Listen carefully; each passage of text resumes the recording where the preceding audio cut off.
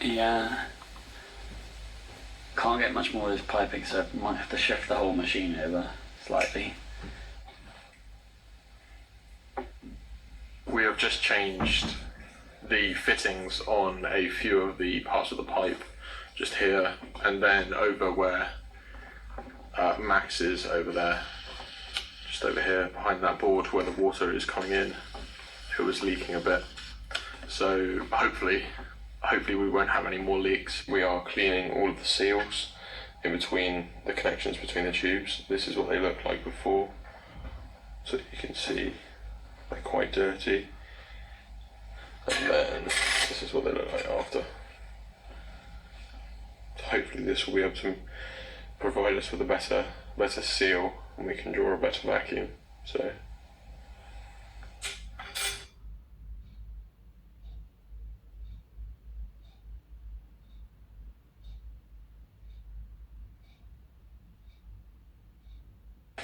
what we have also done, we have reassembled the right-hand diff pump and tested the vacuum which it pulls just using the rotary pump on this, because the switch on the switchboard over there is broken. So currently we are reassembling that. I say reassembling that. We are just changing out the switch, and we will do another continuity test on it just to make sure everything's working fine, because that's how we found out that the switch was broken, because we were doing a continuity test on the right hand side diff pump before we turned it on, and we found that there was a continuity error right near the switch over there. So currently we are doing that, so hopefully by the end of today, if we get that fixed, we will be able to pull a vacuum on the right hand side over here, using both the rotary pump to rough it down and then the diff pump to get a high vacuum of around 10 to the minus 6, 10 to the minus 7 I think we're aiming for. And the left hand diff pump, we are currently, we've cleaned it, so I'll show you that as well. So here it is, all nice and clean. This is what was at the bottom of the other one. So the reason why it's less viscous now is because it's got acetone in there. However, this was more like tar consistency, and it was a horrible job getting out. But now that everything's cleaned up, and we have redone all the waterworks as well, so hopefully we won't get any more leaks. So yeah, after we've put the oil in there, we'll be able to test the vacuum on the whole experiment, and hopefully if that gets down to about 10 to the minus 7, we will actually start to run the experiment. So we'll put some silver in there and start doing some testing.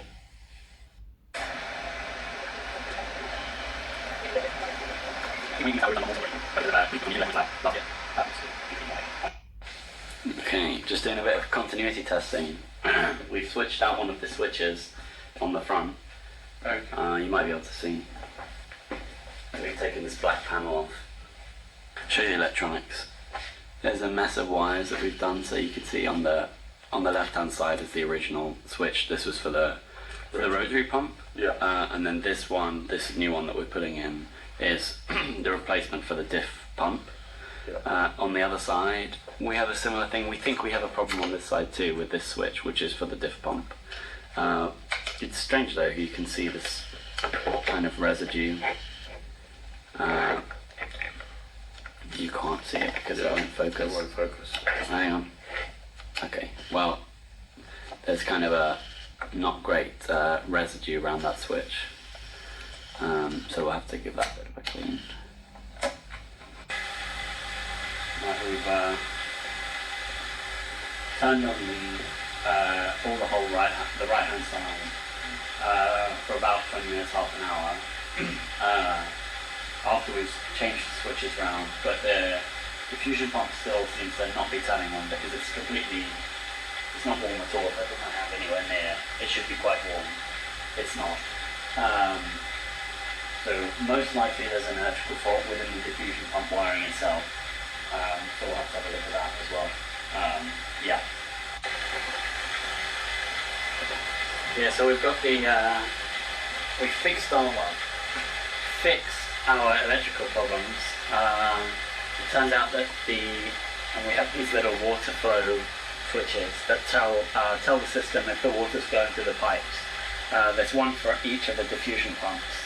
And turns out the wiring had been set up so that they both had to have flow going through them before the diffusion pump would even switch on. But even then, I think there was a bit of dodgy wiring going on.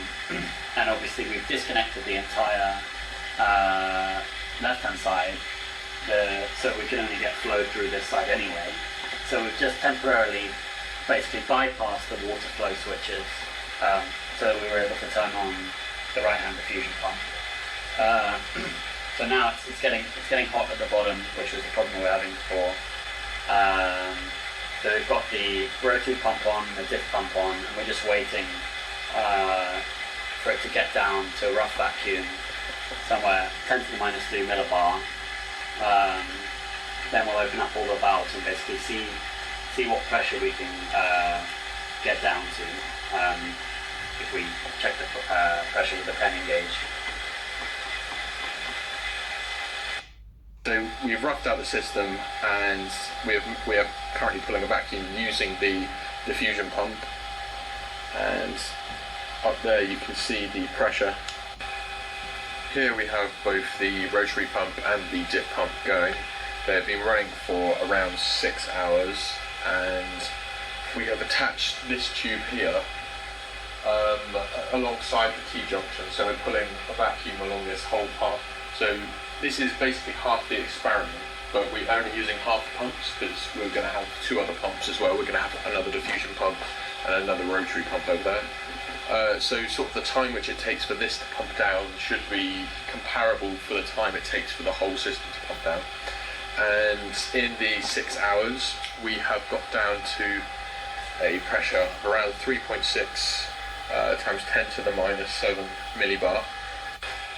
Another thing we can do to get this pressure down from around 3.6 times 10 to the minus 7 millibar is, what we're going to do is we're going to bake the system. So we're going to wrap it in wire and basically just insulation and heat it up to about 100 degrees. And just so then we can get all the volatiles out as well, whilst the system is pumping as well. So hopefully that should be able to get us down even further.